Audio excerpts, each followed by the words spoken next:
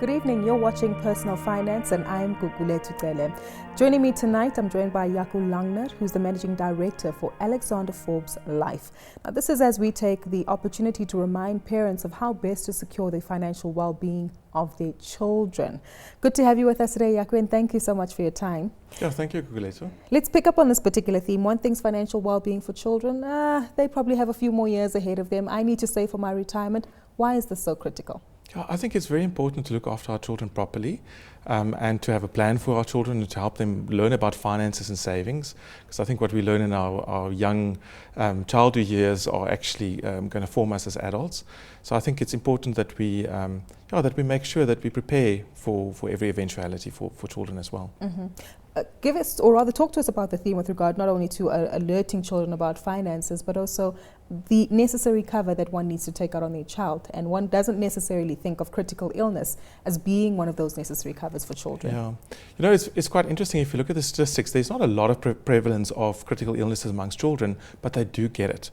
And the Cancer Association of the US actually produced a report in 2014 that shows that 1 out of 400 children will, by the age of 15, actually contract a cancerous disease. Sure. So that's quite a large number, actually, and I must admit, one doesn't always look at that in those statistics. But you know, and typically we as adults look at ourselves, you know, disability cover for ourselves, critical illness for ourselves, and we forget about our children. And it was actually something that we at Forbes started looking at more critically, because amongst us, some of our colleagues went through it, some of our friends went through that, where their children got sick. And then what do you as a parent do?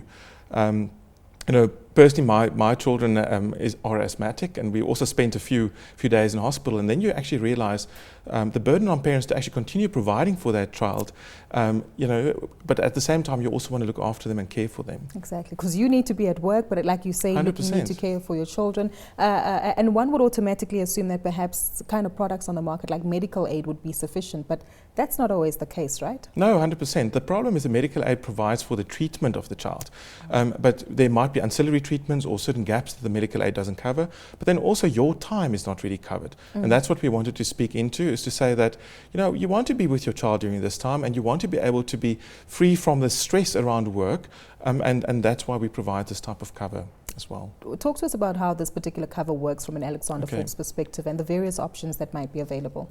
So typically what we do is we provide this as a free benefit on your critical illness cover that you get from Forbes. On the adults cover? On the adults cover. So if you have children, automatically they're covered? 100%. So, so we looked at, you know, because typically adults don't think about taking cover, so we thought, well, it's a nice benefit to add to the current cover that people might have.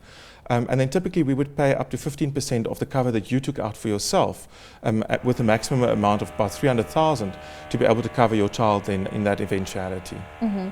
What about the typical T's and C's that might be involved, and particular illnesses that are covered and aren't covered? And is there some type of pre-disclosure that needs to take place in testing? Yeah, no, there's no pre-disclosure as such, but what we've done is we've looked critically at the policies out in the market, also looking at the consumer and what our levels of understanding of medical terms are. And I must admit, I'm not a doctor, and I find it's very difficult to understand sometimes policy conditions.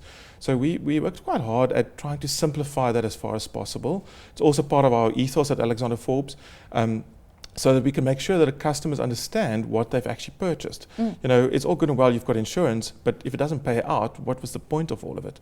So we spend quite a bit of time unpacking that. For example, typically you would find that in certain cases there's stagings of cancers, and we try to remove a lot of that uncertainty to rather say, if there's something that's contracted, then we will pay out, as opposed to understanding all the severities, etc., that a typical person would not understand if you're not a medical practitioner. And that makes the admin also a lot easier, I take Correct. And also your decisions around claims, you know. And yet again, it was from having to make certain claims decisions, trying to follow the policy condition to the T, that you realize, but actually some of the wording that we've used in the market traditionally is actually quite cumbersome. It's difficult even for practitioners to make a distinction. Wow. Talk to us about costs that might be affiliated and associated with this. You say Forbes offers it for free, but on a market basis, what's the typical going rate? So on this policy, well, obviously it depends on your age, etc., that determines your own cover. But we've priced it fairly aggressively in the market. So this is quite a aggressively priced product because we believe it's something that people really need. Typically most of us have life cover because we've got bonds or debt, etc. And you're required to have that when you have debt. But a lot of us forget about disability and we forget about specifically critical illnesses. Mm-hmm. And that's why we wanted to focus on providing that part of the market with solutions. Mm-hmm. What about issues of revolving around particular cancellation that might take place of these kind of policies? Because we know consumers are under pressure at the moment, and that's often when we go through our covers and insurance and you take a look at it and say, maybe I don't need that anymore. What would the ramifications be? Look, in our case, you cancel the policy and that's the end of the policy. You're just not covered anymore.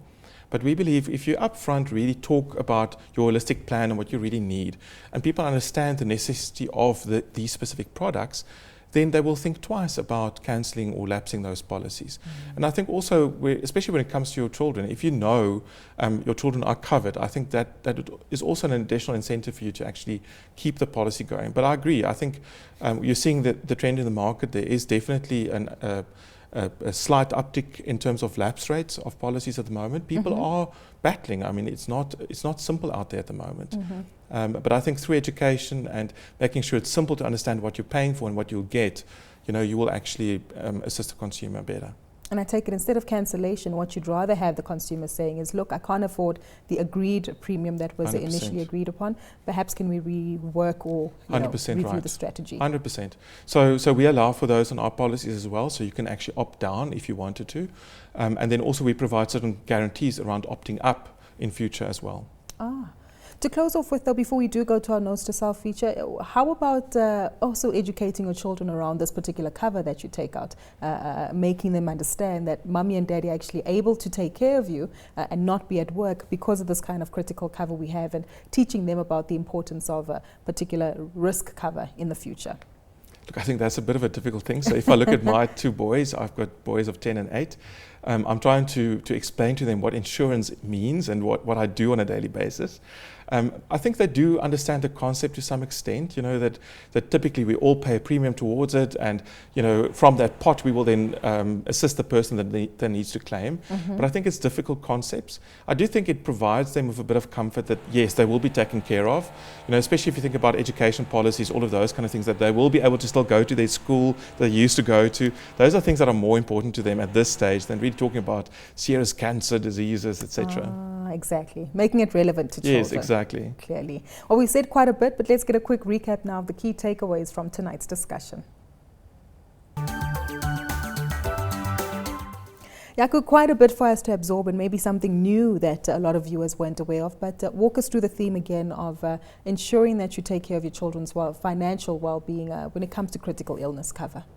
Well, I think the key highlight for me is that there are children that do get cancer and other diseases, and we as parents have a responsibility to then look after them, and it's very difficult to balance your day-to-day life plus then looking after a child with an illness, and I think it's important that you actually have something in place to be able to help you with that eventuality. Mm-hmm. For someone like myself who isn't a parent just yet, would this be something that you need to start having a conversation with your financial advisor once the little one does come along? I definitely think so. And also not only for critical illness, but then also life cover, because all of a sudden you've got a dependent now. You want to make sure that they do have the future that you would like them to have. So I definitely think you have to take that into account. Mm-hmm. And then also linked to that is also savings towards education. That is a escalating cost these days. Exactly. But which do you prioritize, though, between the two? Because cost of living, as we know, is quite difficult. Look, I think that is up to every person, but that's where a financial advisor can assist you with deciding what the balance should be. I think there's certain basics that you first have to have in place, and then you build on those. Mm-hmm. It's not a set plan. It's something that is evolving as you progress through life. Very true. We'll leave it there for today. Thank you so much for your time today, Jaco. Great speaking to you. And that's how we wrap it up for Personal Finance this evening. A big thank you once more to Jaco Langner, who is the Managing Director at Alexander Forbes Life. Now remember that we want to hear from you, and you can share your thoughts and comments with us on at CNBC Africa using the hashtag Finance410, or tweet myself at Gugulethu. Until next time, take care.